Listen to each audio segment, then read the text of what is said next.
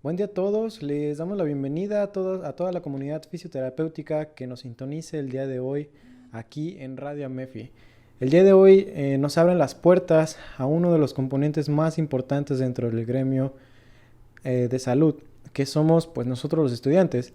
Así que permítame presentarnos, mi nombre es Ricardo Peralta y es un gusto estar aquí compartiendo este espacio con algunas de mis compañeras a las que tengo el gusto de presentarles.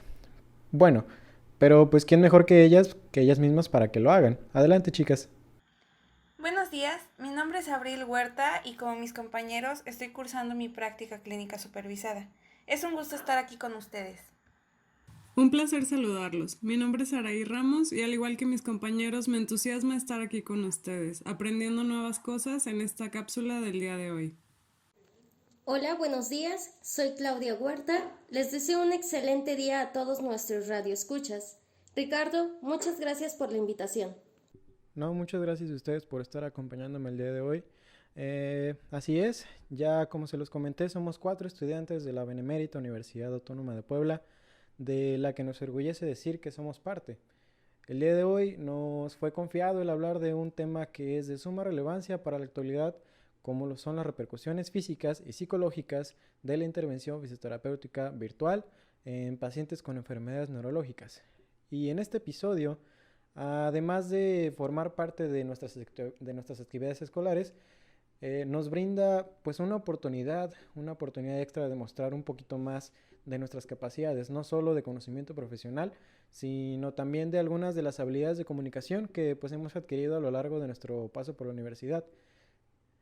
Y pues precisamente hoy, más que nunca, creo que el desarrollo de habilidades para la comunicación es de suma importancia debido pues a la situación global de la cual pues estamos formando parte de un proceso histórico. Esta pandemia de COVID-19 ha venido a revolucionar totalmente la manera en que el sector salud pues se desarrolla y se está adaptando a todo esto. Y hemos visto de primera mano y comprobado que la comunicación y el acceso a la información puede jugar un papel crucial en el aumento y decrecimiento de los números de mortalidad de un país. Así de crudo está el asunto.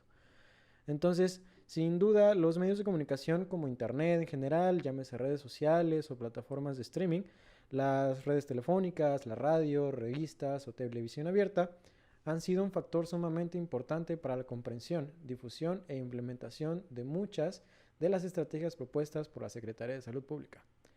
Sin embargo, a pesar de que los medios de comunicación hoy en día son más accesibles y rápidos que nunca, pues también nos ha tocado vivir un poquito las dos caras de la moneda, como creo que todos hemos escuchado en algún momento las noticias sensacionalistas o amarillistas y que pues esto a su vez trae la mala interpretación de datos y pues a su vez la difusión mano a mano de las famosas fake news. En algún momento pues nos ha tocado ser partícipes o víctimas incluso de caer en alguna de estas situaciones, desde la famosa extracción de líquido de rodillas que todos escuchamos en algún momento, hasta los clásicos mentes conspiranoicas que decían que esta pandemia era algo del gobierno. Entonces, pues chicas, no sé si quieran compartir un poquito de sus experiencias con este tipo de situaciones. Por mi parte, pues yo sí, la verdad, tuve muchas discusiones con mi familia, ya que les encanta compartir información sin verificar las fuentes, ¿no? Es difícil tratar de convencerlos o tratar de que entiendan la importancia de compartir las fuentes confiables, ¿no? Que para no desinformar a los demás y pues ocasionar accidentes como, por ejemplo, se me viene a la mente las noticias de Estados Unidos, ¿no? Donde había gente intoxicada por tomar cloro. Entonces creo que la enseñanza aquí es aprender que por más que sean autoridades de gobierno, celebridades o tus amigos o familiares, pues hay gente que no es experta en salud y no debemos de seguirlos. Yo considero que el Internet tiene muchas ventajas, pero está esta desventaja de que la información vuela. Creo que todos estuvimos viendo esta información hace un tiempo acerca de los termómetros infrarrojos, que decían que dañaba el cuerpo y todas esas miles de versiones que hubo.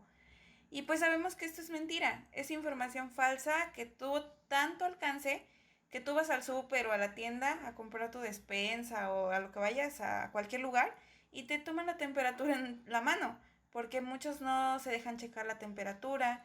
Y pues esto es algo que no tiene sentido, pero que se hace por la desinformación que causa. Desafortunadamente, hoy en día, estas famosas fake news se dispersan rápidamente y gran parte de la sociedad hace caso a estas, sin investigar si realmente la información que se maneja es verídica. Y lamentablemente, este tipo de información puede generar grandes problemas a nivel salud, como es el caso actual de los tratamientos para COVID, donde muchas personas se están viendo afectadas y se están atreviendo a automedicarse sin conocer realmente los efectos de los medicamentos o sustancias que están ingiriendo, a causa de estas pseudo noticias de salud. En mi comunidad, gran parte de la población resultó afectada a causa de la administración de medicamentos de una supuesta receta médica para la prevención de COVID-19. Y bueno, considero que entra ahí una labor muy importante para nosotros como personal del área de la salud para ayudar a desmentir estas noticias y evitar el riesgo de salud a la población.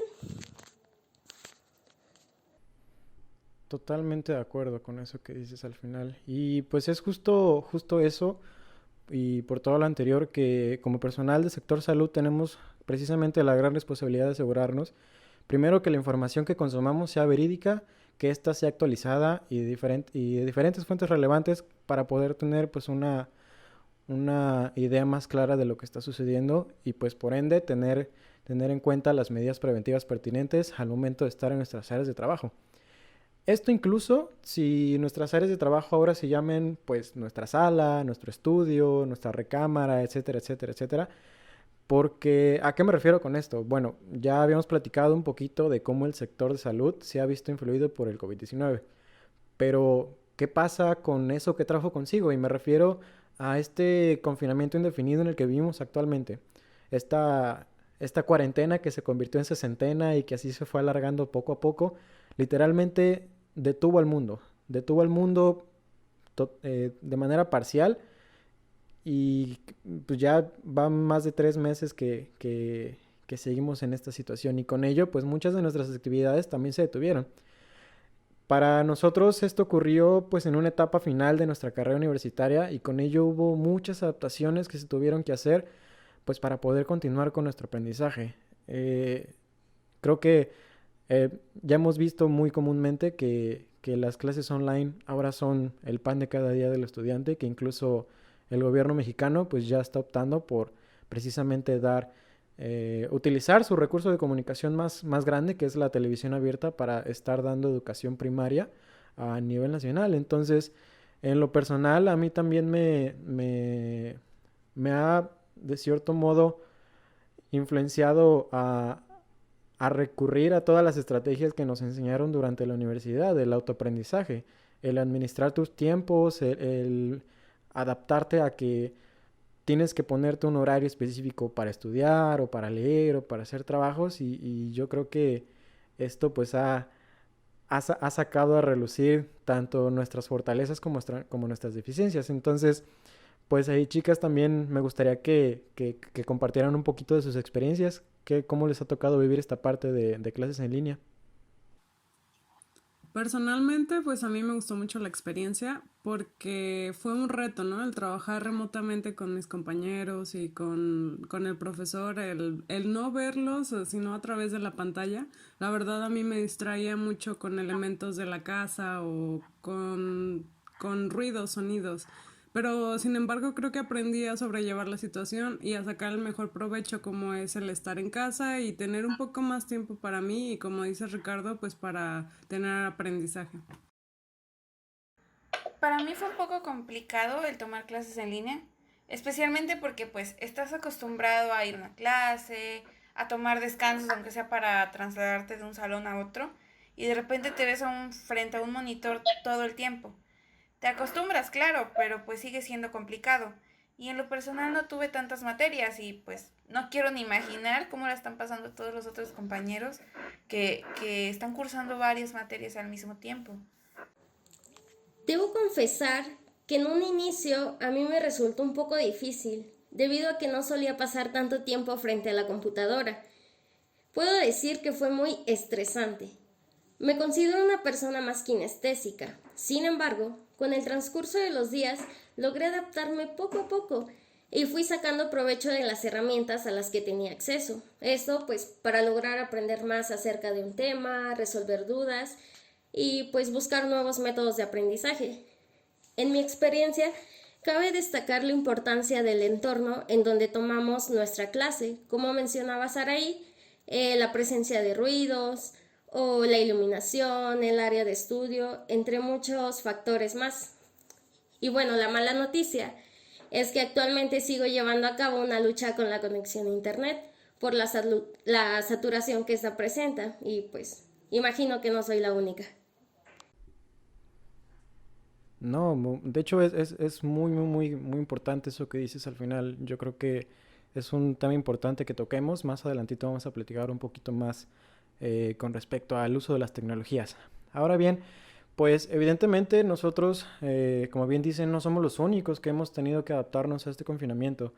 Bien sabemos que los profesionales de la salud, incluyendo fisioterapeutas, que están implicados en las líneas de intervención contra el COVID, y pues todos ellos se han tenido que adaptar y pues han triplicado las medidas de seguridad dentro de sus espacios hospitalarios.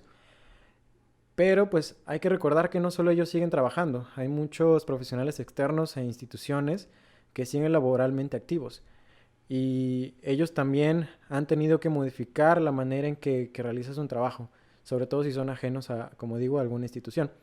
Entonces, pues, ¿ustedes cuáles creen que serían las medidas de seguridad y las nuevas alternativas que proponen los fisioterapeutas, pues para no abandonar la rehabilitación de dichos pacientes? Digo, creo que es una, es un nuevo reto al que nos enfrentamos y pues me gustaría que nos platicaran un poco de eso, Clau. Así es, Ricardo. Lamentablemente, gran porcentaje del sector salud se ha visto afectado por contagios y muertes a causa de COVID-19. Y como bien lo dices, las actividades para muchos no se han detenido y actualmente algunos fisioterapeutas han decidido reiniciar sus actividades de forma presencial.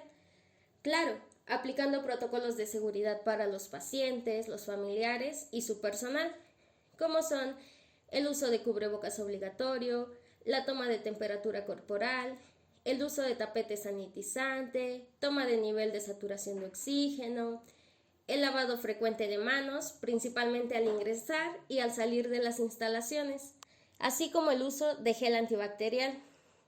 Y algo muy importante, la limpieza y desinfección frecuente de materiales e instalaciones, siendo estas las medidas de prevención más comunes.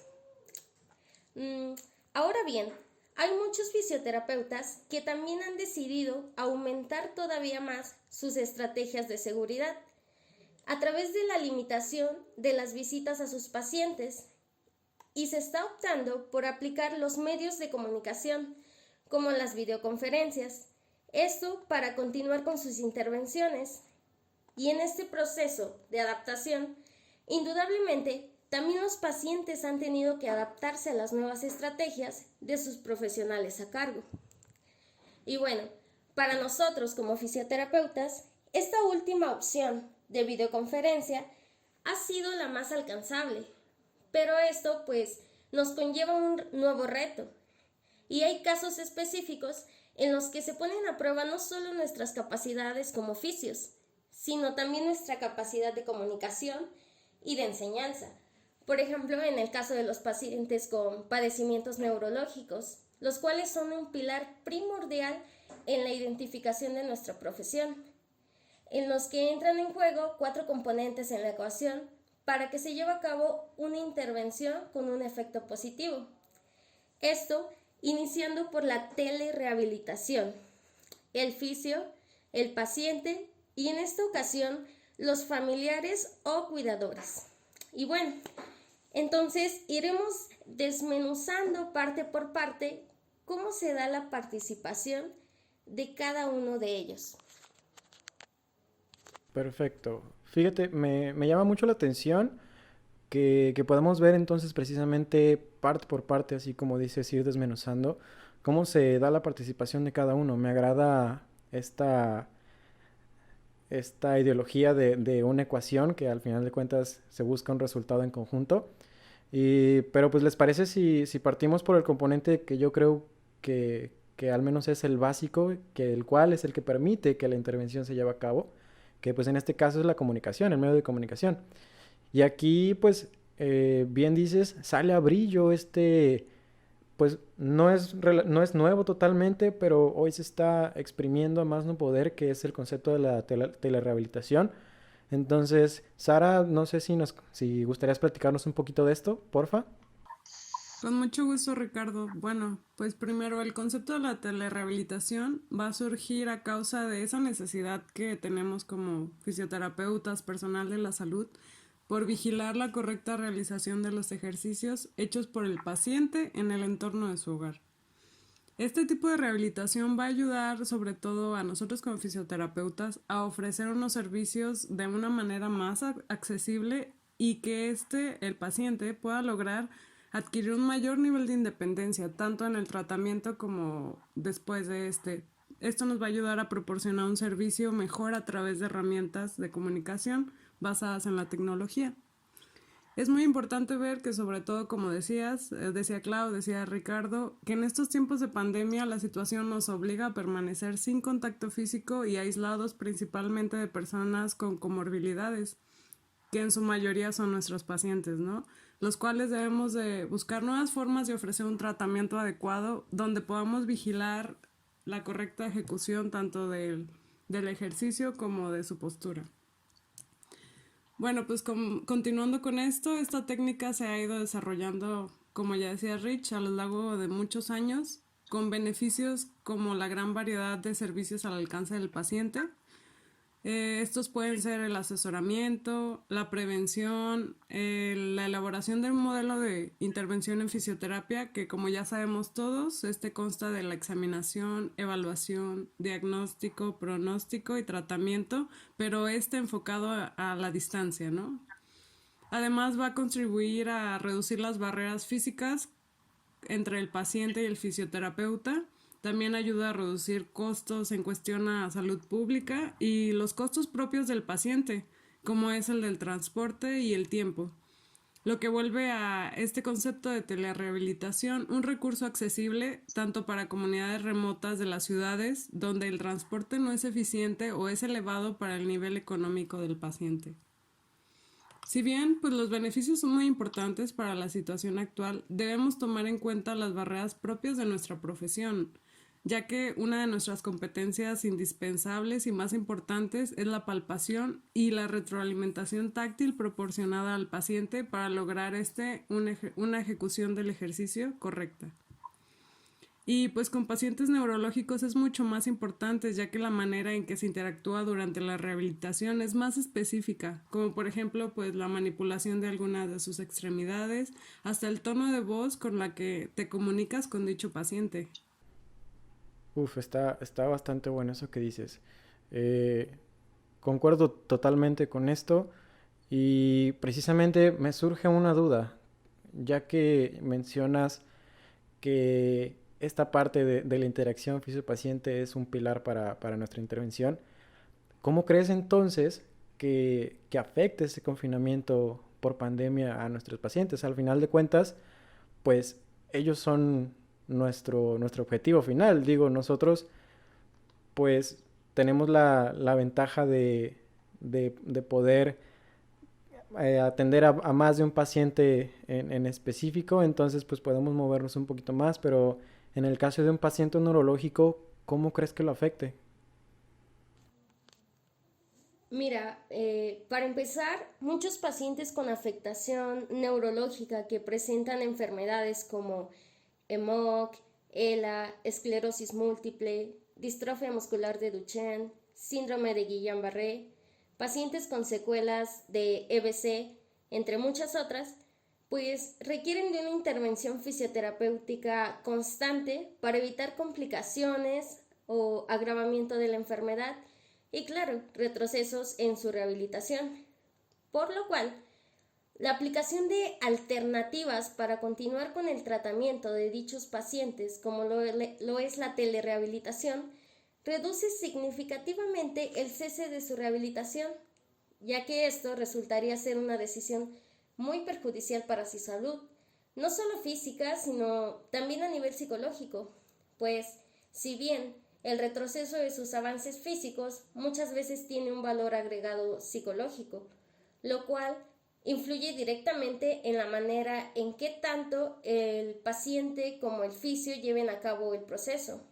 Y bueno, aquí entra de nuevo este factor tan importante que es la comunicación, ya que esta pues va a facilitar mucho lo que es la rehabilitación. Bien, sí, yo creo que esa parte de la comunicación es bastante es importante. Yo creo que eh, un factor que muchos, si bien conocemos, pero que no le damos la importancia suficiente, es la parte de la motivación.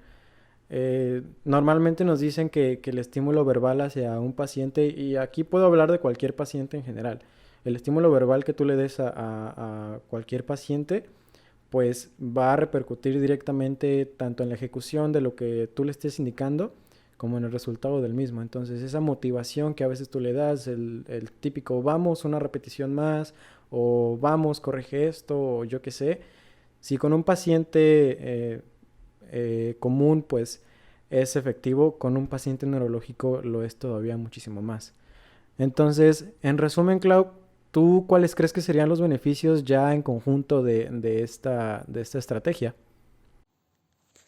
Bueno, pues la telerehabilitación nos permite llevar a cabo en sí una interacción en vivo entre el fisioterapeuta, el paciente y su familiar, lo cual nos permite brindar un feedback en tiempo real. Además, el tratamiento es personalizado, por lo cual existe una mayor adherencia al tratamiento por parte del paciente y hay un incremento de su motivación. Hay una adaptación de las terapias con el material para que éste sea de fácil acceso y esté disponible en los hogares. Además, incrementa el apoyo y apego por parte de los miembros de la familia durante la rehabilitación en casa.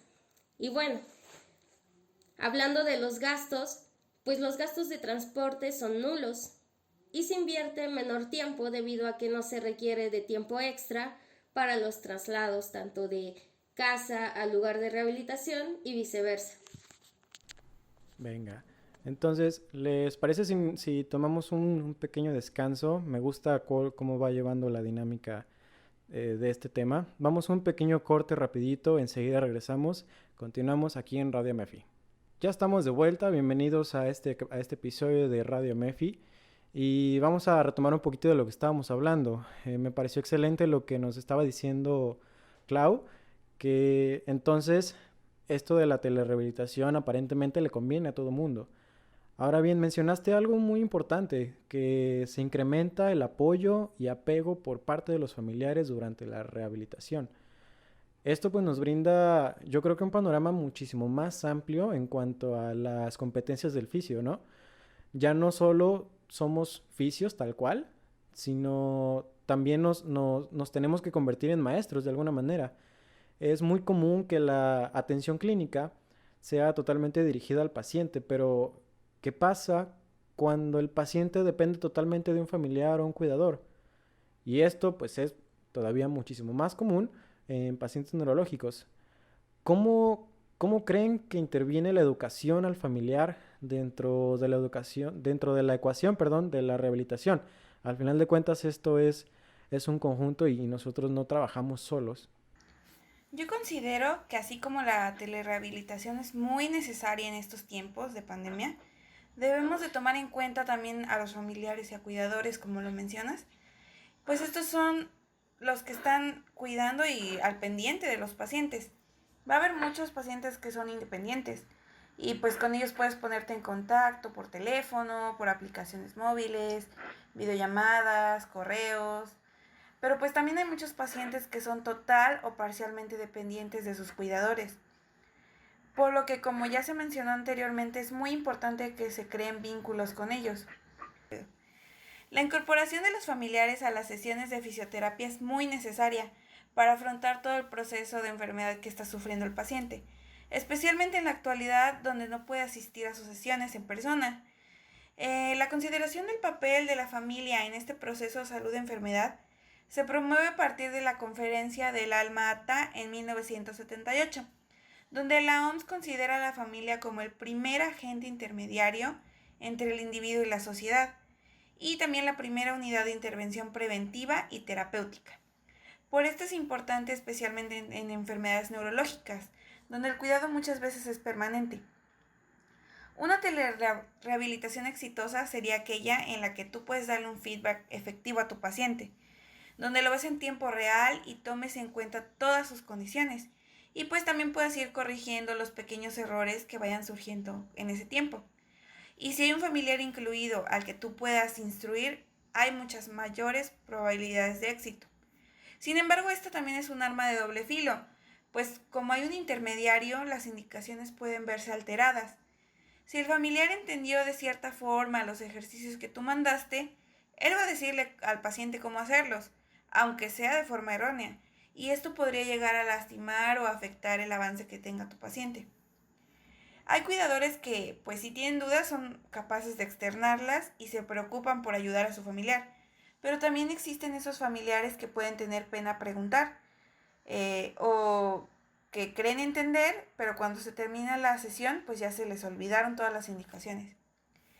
Hay muchos familiares que tienen el tiempo y la disposición para ayudar a su persona a cargo, pero pues se ponen en contacto con el fisioterapeuta.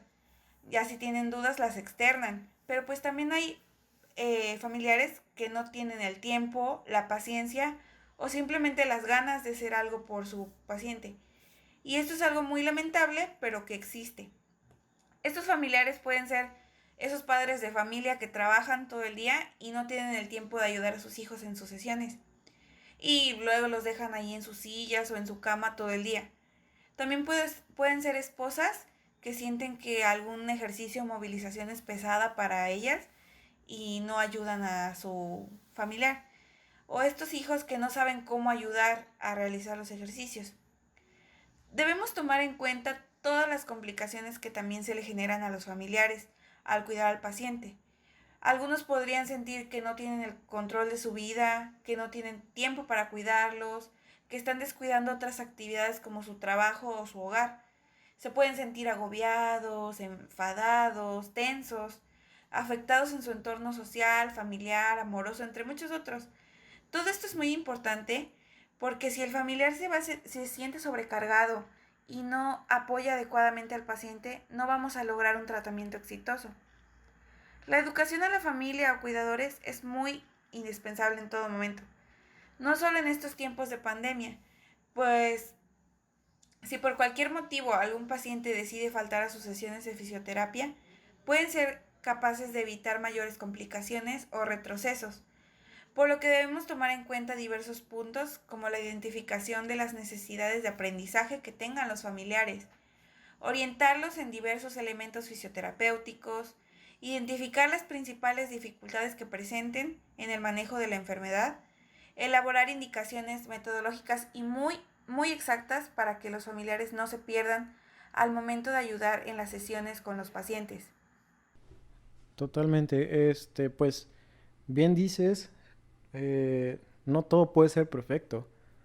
Abril, como bien dices, Abril, hay ciertos factores que intervienen en este proceso de telerehabilitación y ya platicamos un poquito de eso al principio, pero ahorita quiero ahondar más acerca de ello.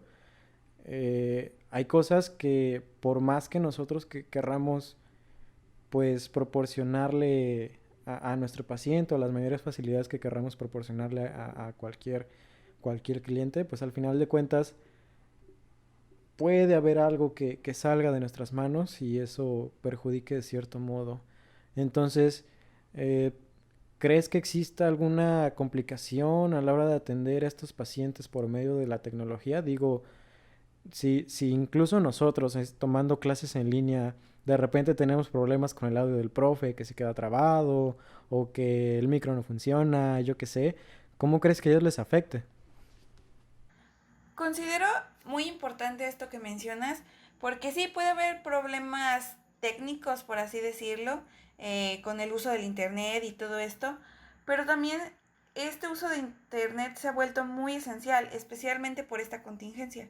Y así como los estudiantes están necesitando mucho las redes para poder acceder a sus clases, nosotros también podemos atender a un paciente por este medio.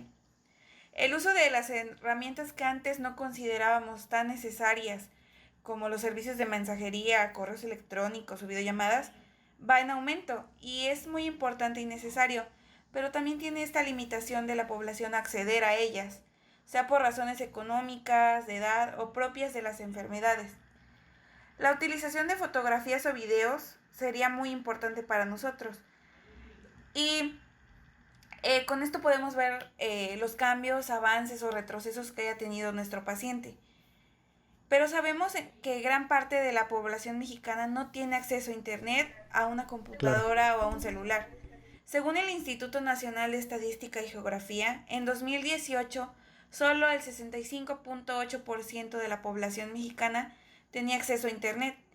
Y aunque hemos aumentado, en la actualidad somos el 70.1%, siendo la mayoría personas entre 25 y 34 años de edad. Y la población mayor a 55 años son los que menos tienen acceso a este servicio, mientras que el 72% de la población tiene acceso a teléfonos inteligentes. Tal vez muchos de nosotros no nos hemos detenido a pensar cómo esto podría afectarnos o a nuestros pacientes, hasta que uno de ellos llega y nos menciona que no tiene internet o no tiene teléfono, que no sabe usarlo o que no le gusta simplemente. Y es aquí cuando vienen muchas complicaciones para nosotros y para nuestros pacientes, pues no tenemos otra forma de poder tratarlos o darles un seguimiento adecuado. Entonces debemos buscar alternativas a esto, considerando que muchos de los familiares de nuestros pacientes son mayores o no saben cómo usar la tecnología.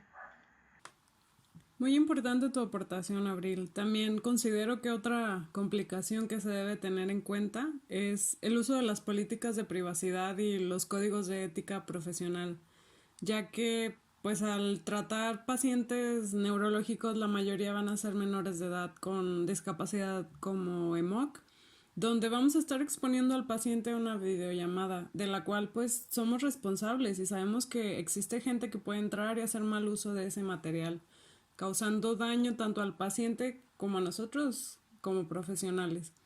Y pues no podremos controlar a la gente, a esta gente malintencionada, pero debemos de buscar nuevas políticas para adaptar este código de ética a la nueva realidad que estamos viviendo. Claro, siempre buscando el bienestar o la protección de los intereses del paciente, sobre todo el menor de edad y sobre todo nuestro interés como profesionista, ¿no? Nuestra profesión. Wow, totalmente. Creo que esto da mucho de hablar en realidad, ya en temas de salud pública y normas éticas políticas. Pero bueno, vamos a hacer un pequeño corte, un pequeño break, ¿no? Para hidratarnos tantito, dijeran.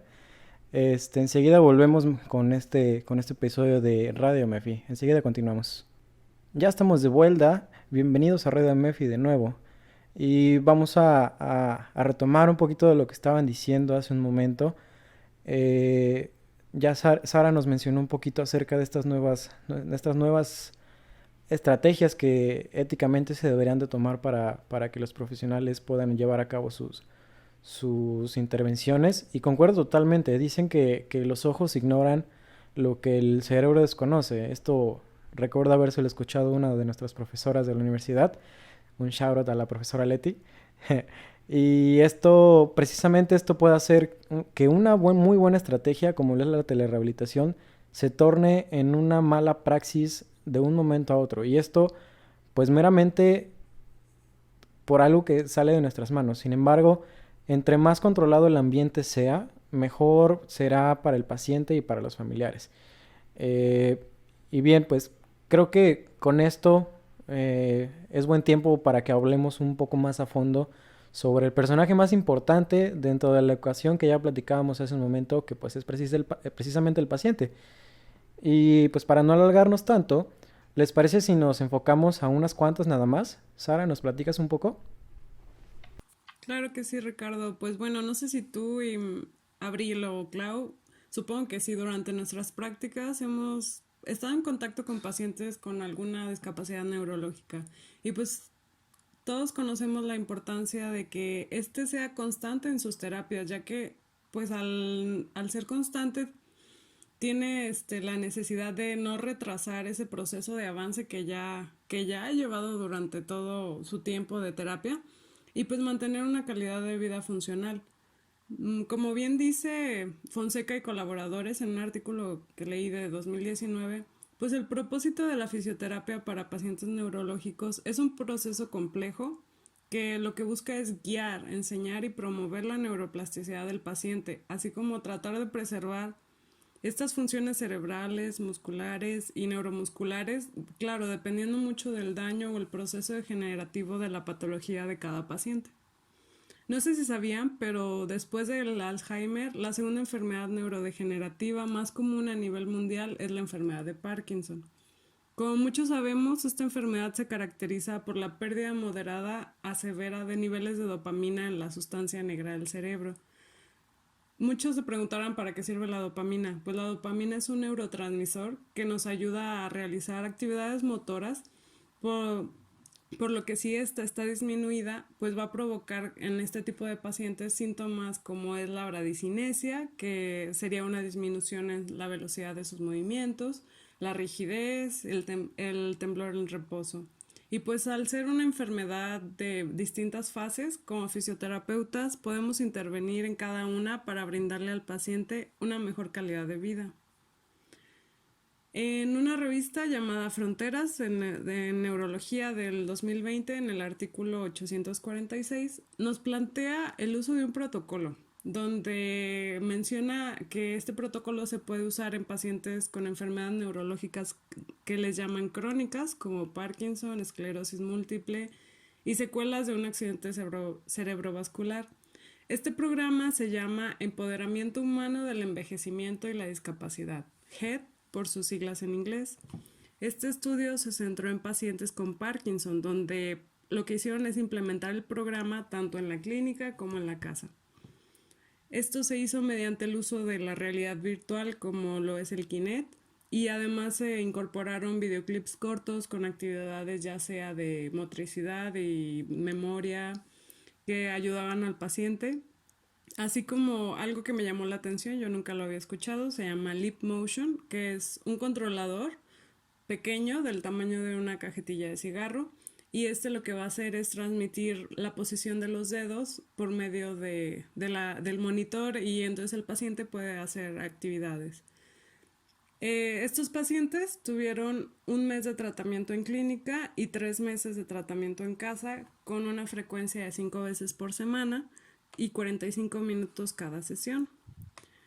Bueno, para no hacerles el cuento largo, el artículo concluye la importancia pues que hubo en la adherencia de los pacientes al tratamiento, que fue del 80%, tanto en la clínica como en el hogar. Y lo que recalcan es la importancia del papel del paciente como un elemento activo en su rehabilitación, ya que es primordial que él esté en la disposición de hacerlo, ya que en el hogar es donde él demuestra su independencia y está mayormente involucrado en su cuidado. Bueno, si bien estos estudios y programas son de mayor alcance en países de primer mundo, como lo es Canadá y Estados Unidos, donde tienen una atención sanitaria pues de un mejor nivel y la mayoría de la población tiene acceso a ella, debemos ser conscientes que aquí en México falta mucho en cuestión de salud, por lo que como profesionales de la salud, conociendo la situación de cada uno de nuestros pacientes, es nuestro deber utilizar herramientas a nuestro alcance y a su alcance, enfocándonos en actividades diarias y proponer actividades también creativas que reten al paciente y lo inviten a realizarlas con motivación y constancia, ya que pues la adherencia de es un factor vital que contribuye a la obtención de unos resultados idóneos o exitosos. Es muy importante e interesante lo que nos comenta Saraí. Por cierto, mencionaste a pacientes con secuelas generadas a causa de un accidente cerebrovascular. Y bueno, recientemente estuve leyendo artículos que hablan acerca del impacto que tiene precisamente la telerehabilitación en estos pacientes. Como sabemos, El accidente cerebrovascular, enfermedad cerebrovascular o ictus se ha convertido en una de las principales causas de morbilidad y mortalidad, y además constituye la principal causa de discapacidad en adultos en los países industrializados.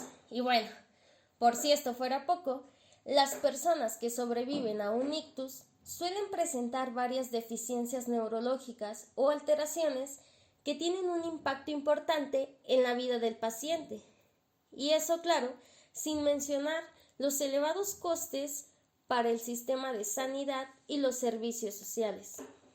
Bueno, algunos estudios informan que la telerehabilitación es menor costosa de proporcionar y además no se muestran diferencias significativas entre la telerehabilitación versus terapia convencional. Sin embargo, cabe resaltar que esto sigue en investigación debido a los sesgos y variables que se han encontrado en los diferentes estudios. Pero bueno, esto deja la puerta abierta para aquellos pacientes que por diversas cuestiones no pueden asistir a sus terapias de forma presencial, ¿no creen? Sí, totalmente de acuerdo. Me encanta que este tema tenga demasiado que sacarle. Hay mucho, mucho de qué hablar. Lamentablemente el tiempo se nos está acabando y es tiempo de cerrar este programa. Está llegando a su fin. Entonces, pues yo creo que vamos a cerrar con un par de conclusiones. En lo personal, creo que me gustaría resaltar la parte que en un principio mencionaba, que hay que decirlo que nuestra carrera tiene mucho de qué hablar, tiene mucho hacia qué enfocarse. Ya les comenté en un principio que no nada más somos fisios, somos maestros, somos a veces motivadores, somos mucho más que solamente un simple fisioterapeuta. Entonces, me encanta que estos temas y que estas plataformas se nos estén abriendo a los estudiantes para poder demostrar un poquito de lo que podemos hacer. Entonces, chicas, rápidamente me gustaría que nos platicaran sus conclusiones ya para terminar con este programa. Bueno, para cerrar, a mí me gustaría agregar la importancia que tiene la triada paciente, fisioterapeuta y familiar, ¿no? Porque cuando hay un trabajo conjunto tanto del fisioterapeuta para crear unas terapias creativas que le sean llamativas al paciente, sobre todo que sean útiles para su vida diaria, también tenemos al familiar como apoyo, como una herramienta necesaria, y el paciente, que es el más importante, ya que depende su actitud y disposición para que junto con estos tres se pueda lograr un resultado exitoso. Yo considero que el tema que abordamos es de suma importancia en todo momento, pero pues especialmente en estos tiempos. Tener en cuenta la salud y la calidad de vida de nuestro paciente va a ser lo primordial, y pues si un paciente neurológico deja sus sesiones, podría ir disminuyendo esta calidad de vida que menciono. Debemos crear estrategias para poder ayudarnos tomando en cuenta todo lo mencionado a lo largo de este programa.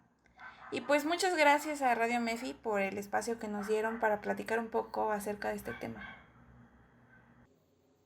Bueno, cabe resaltar que esta nueva alternativa que se nos brinda de la telerehabilitación o rehabilitación a distancia permite a nuestros pacientes continuar con su rehabilitación desde la comodidad de su hogar, y esto pues evitando riesgos de contagio, lo cual nos ayuda a salvaguardar su salud y la nuestra.